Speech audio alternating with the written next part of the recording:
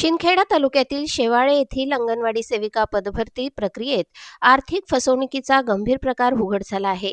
मागील 5 ते 6 वर्षांपासून रिक्त असलेल्या सेविका पदासाठी लाखो रुपयांची मागणी झाल्याचा धक्कादायक आरोप रुपाली संजय माळी यांनी केला आहे. संबंधित अधिकाऱ्यांनी एका पदासाठी लाखो रुपये लागतात असे सांगत पैशांची उकळी केल्याचा आरोप आहे. या कालावधीत विविध व्यक्तींमार्फत रोख रक्कम घेतल्याचेही सांगितले जात आहे. काही काळ काम करूनही नंतर कोणताही अधिकृत आदेश न देता सेवेतून बाजूला करण्यात आले. त्यानंतर आदेशावर जावक क्रमांक देण्यासाठी पुन्हा 50,000ची मागणी झाल्याचा दावा करण्यात येत आहे. या सर्व प्रकारामुळे पीडित कुटुंब आर्थिक, मानसिक व सामाजिक संकटात सापडले आहे. या प्रकरणाची तात्काळ चौकशी करून दोषींवर कारवाई करावी आणि न्याय न मिळाल्यास 26 जानेवारी रोजी जिल्हाधिकारी कार्यालयात आत्मदहन करण्याचा इशारा देण्यात आला असून प्रशासनावर गंभीर प्रश्नचिन्ह निर्माण झाले आहे. माझे नाव रुपाली संजय माळी, राहणार शेवाळे. अंगणवाडी सेविका म्हणून मला ऑर्डर मिळाली आहे, पण त्याच्यावर अजून काहीच प्रक्रिया दिली नाही आहे. मला जर न्याय नाही मिळाला तर मी जिल्हा कलेक्टर ऑफिसला 26 जानेवारीला आत्मदहनाची करेल.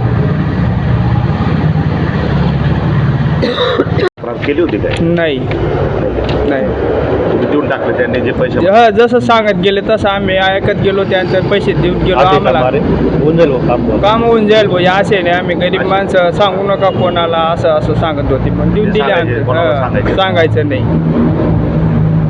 तुम्ही ड्युटीवर हजर झाले बरोबर. आणि त्यात किती दिवस तुम्ही हजर होते आणि तुम्हाला पगार मिळाला का?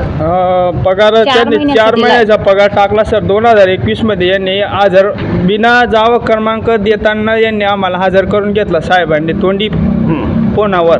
तुम्ही मॅडमांना बोलतो बा, मदतीस मॅडमांना तुम्ही शाळेवर हजर व्हा, मग ते जावक क्रमांक वगैरे मी पाहून घेईल नंतरचं जे काय आहे ते, फक्त तुम्ही शाळेला मदत करा आम्हाला. मग मी मिसेसला फक्त शाळेवर हजर केलं. यांनी 4-5 महिने करोनाचा पिरियड होता, 5-6 महिने गेले. घरा शेजारीच अंगणवाडी, मदतनीस बाईजवळी बसायचे, जायचे, खोलायचे, पोरांना खाऊ वगैरे वाटायचे. परत साहेबांचा 5-6 महिन्यानंतर फोन आला तर तुम्ही कामावर हजर होऊ नका, आमचं थोडं कोर्ट मॅटर चाललेलं आहे या जागेसाठी किंवा भरतीसाठी कोर्ट मॅटर लागलेलं आहे. शिव मॅडमांनी सर्व तकबी दिलेली आहे तालुक्याच्या सर्व शाळांवर जी नवीन भरतीची प्रक्रिया आहे असं म्हणून मग आम्ही घरी राहून गेलो. परत मग साहेबांना 2-3 महिन्यात ते शेवाळे मार्ग साखरेहून तारीखवर जायचे ते धुळ्याला. मी 2-3 वेळा त्यांना रस्त्यावर बी भेट घेतली. साहेब ही आमचं कामाचं काय लावलं म्हणजे कोर्ट मॅटर आहे. मग त्याचे बोलताना मी 2-3 वेळा फोनवर बी रेकॉर्डिंग केलेली साहेबांची, माझ्याकडे रेकॉर्डिंग बी आहे. साहेब बोलले ते तुमचे पैसे घेतलेले आहेत दादा, मी व्याजासहित परत देईल, तुमचं जर काम झालं नाही त्याचे बापाची आवल्यात 2 राहील म्हणे, असं सुद्धा मला साहेब बोललेले आहेत. तुमच्या त्यांच्या जागेवर कोणाला त्यांनी? कोराडकर मॅडम म्हणून आहे ठेलारी समाजात, ते व्यक्तीला बी त्यावेळेस त्यांनी खोटी ऑर्डर दिली. तर ती ऑर्डर देऊन ते बी इथं ऑफिसला येत आहेत. एकाच जागेसाठी 2 ऑर्डर घेतलेल्या दिलेल्या आहेत त्यांनी. आता ती जागा रिक्त आहे. ती जागेवर ती बाई समोरची व्यक्ती बी कामावर नाही, आम्ही बी नाही कामावर आहेत. म्हणे थांबून जा म्हणे.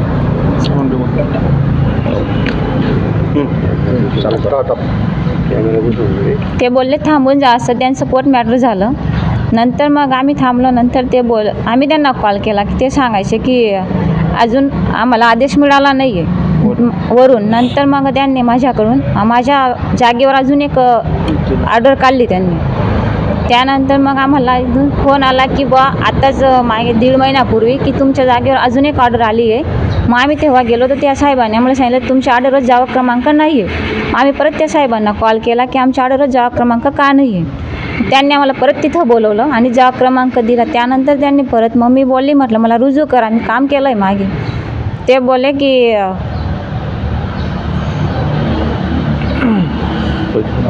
पैसे द्या, पैसे पाहिजे. पण